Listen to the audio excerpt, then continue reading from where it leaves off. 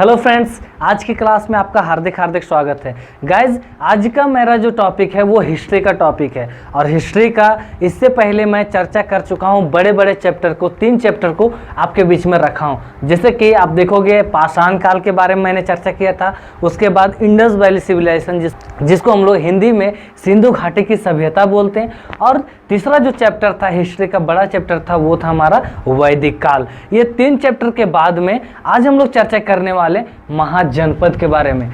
My dear friends, आपको मैं बता दूं कि पाषाण काल में आदि मानव के बारे में हम लोगों ने अच्छी तरह से डिटेल से पढ़ा था, कैसे कैसे मानव का विकास हुआ। और उसके बाद से इंडस वैली सिविलाइजेशन के बारे में जब हम लोगों ने पढ़ा तो हम लोग को पता चला वो जो हमारा सभ्यता था वो नगरीय सभ्यता था। उसके बाद जब हम लोग वैदिक काल के बारे में जब पढ़े तो उसको भी 3-4 खंड में वीडियोस देने का प्रयास किया हूँ और वो भी आप डिस्क्रिप्शन बॉक्स के लिंक में डाला हुआ मिलेगा। वैदिक काल जो हमारा था वो था ग्रामीण सभ्यता। अब जो हम लोग जो बढ़ रहे हैं वो है हमारा द्वितीय नगरीकरण, यानी कि दूसरा बार का जो नगरीकरण की जो प्रक्रिया है उसके बारे में आज हम लोग पढ़ेंगे। तो एंशिएंट हिस्ट्री का बड़ा सा चैप्टर ये मगध साम्राज्य आज से हमारा शुरू होने जा रहा है।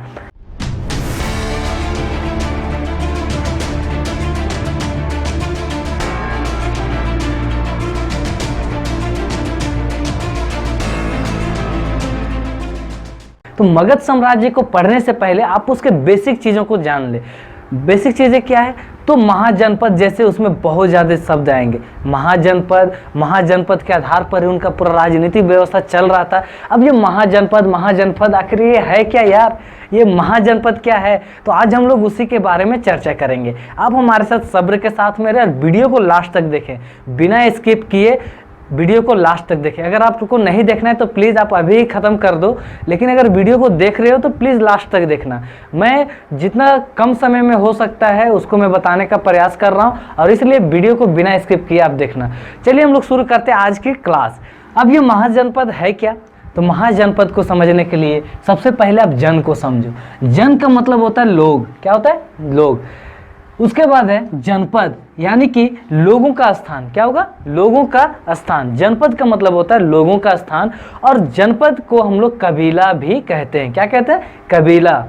अब जब छोटे छोटे कबीला जब थे, जब उत्तर वैदिक काल में जब हम लोग देख रहे थे उसका राजनीतिक व्यवस्था को, तो छोटे छोटे कबीला मिलना शुरू हो गए थे जो राज्य का निर्माण कर रहे थे। अब यहाँ पर ध्यान देना, जो छोटे छोटे कबीले थे उसको मिलाकर बड़े बड़े कबीले बनाए गए। उसी कबीले को, जो बड़े कबीले जो बने, उसको हम लोग महाजनपद के नाम से जानते हैं। महाजनपद बोला गया।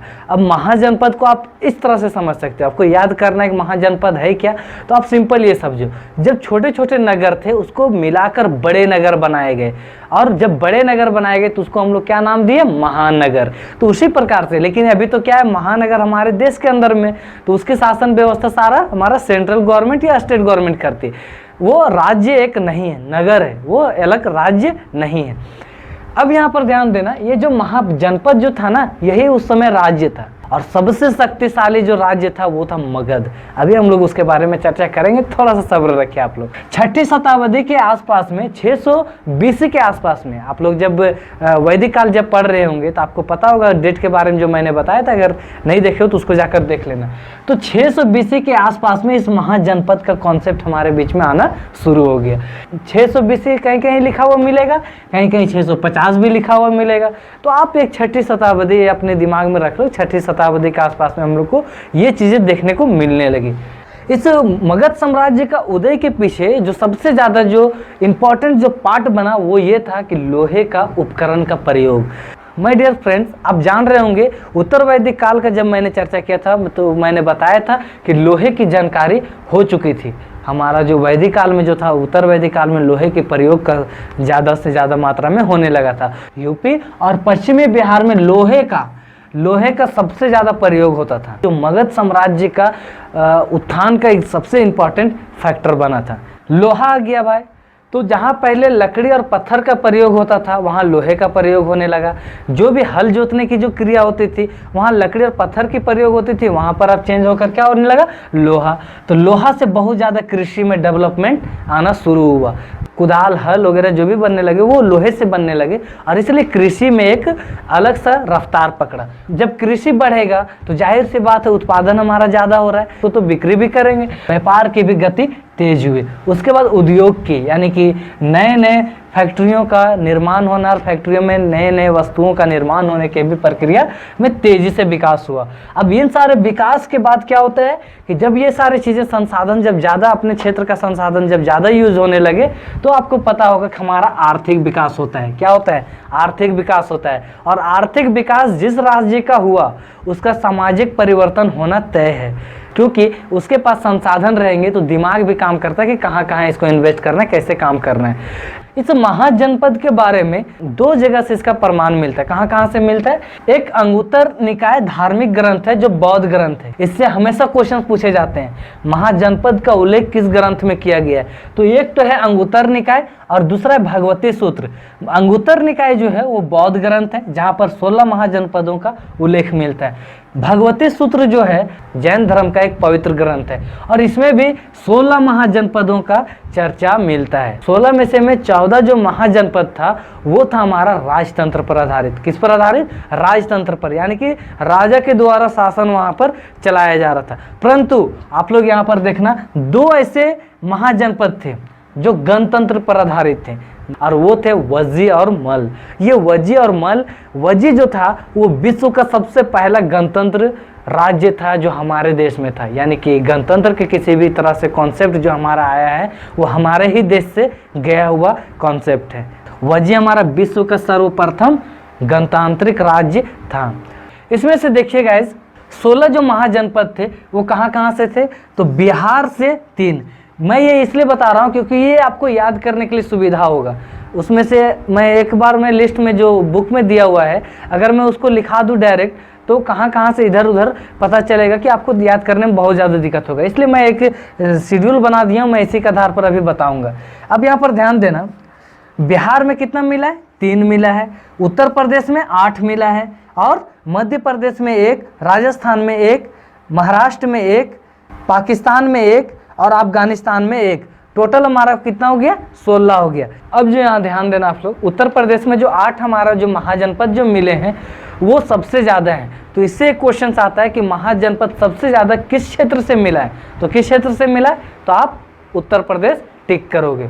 सेकंड में हमारा बिहार है। कहाँ से मिला? बिहार से। उसके बाद एक एक करके मिला हुआ राजस्थान, महाराष्ट्र, मध्य प्रदेश और अफगानिस्तान और पाकिस्तान से। गाइज यहाँ पर मैंने एक नोट में लिख रखा है गणतंत्र, ये संघ शासन है। अब संघ का शासन क्या है? गणतंत्र। जो गणतंत्र का मतलब आखिर होता क्या है? तो लोगों के द्वारा शासन चलाना। तो लोगों के द्वारा कैसा? तो संघ बनाते थे और संघ के आधार पर वो शासन व्यवस्था चलाते थे। तो ये कैसा था?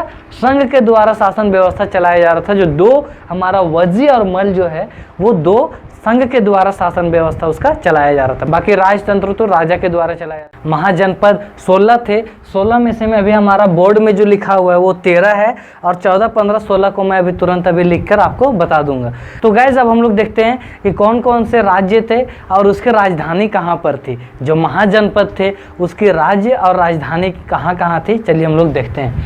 तो सबसे पहले है हमारा मगध, जो सबसे शक्तिशाली है महाजनपद था मगध। कि बिहार से हमारा कितना प्राप्त हुआ है? 3 और यूपी से 8। तो आप मिलाकर देख लो 11 हो रहे हैं यहाँ तक।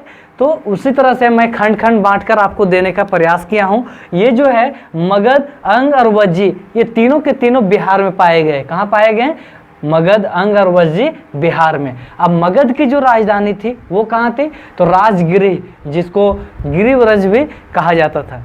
माय डियर फ्रेंड्स, ये राजगिरी जो है वो पहाड़ों से घिरा हुआ क्षेत्र था और इसलिए मगध का जब उत्थान के बारे में आप जब पढ़ोगे तो ये एक बहुत ही प्लस पॉइंट बनता है। जब मगध के उत्थान की बात करोगे तो उसमें राजगिरी जो राजधानी था, जो पहला राजधानी था, वो राजगिरी पहाड़ों से घिरा हुआ था। इसलिए बाहरी दुश्मनों से आक्रमण होने का बहुत कम चांसेस बनते थे। जो सेकेंड जो राजधानी जो बाद में बनी वो था पाटलिपुत्र, जिसको हम लोग वर्तमान में पटना के नाम से भी जानते हैं। तो ये जो पाटलिपुत्र था ये दरअसल गंगा नदी के किनारे बसा हुआ है और गंडक नदी का मिलन के स्थान पर ही पाटलिपुत्र बसा हुआ है। खैर अभी मैं उसके बारे में जब मगध साम्राज्य का उत्थान की जब बात करूंगा उसमें मैं बता दूंगा।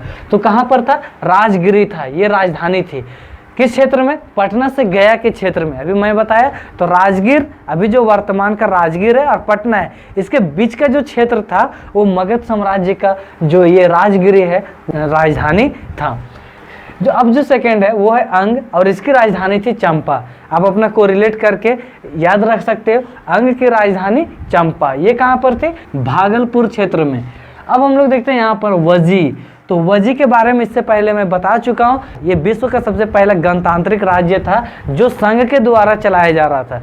वजी और मल जो थे ये दोनों संघ के द्वारा चलाए जा रहे थे, यानी गणतंत्र पर आधारित राज्य था। वजी की जो राजधानी थी वैशाली। वजी की राजधानी कहाँ थी? वैशाली। वैशाली अभी हमारा कहाँ है? बिहार में। तो आप लोग ये 3 चीज़ों को अच्छे से याद कर लो, मगध का राजगीर, अंग का चंपा, वजी का वैशाली। व से वजी, व से वैशाली, आप लोग याद रख लेना।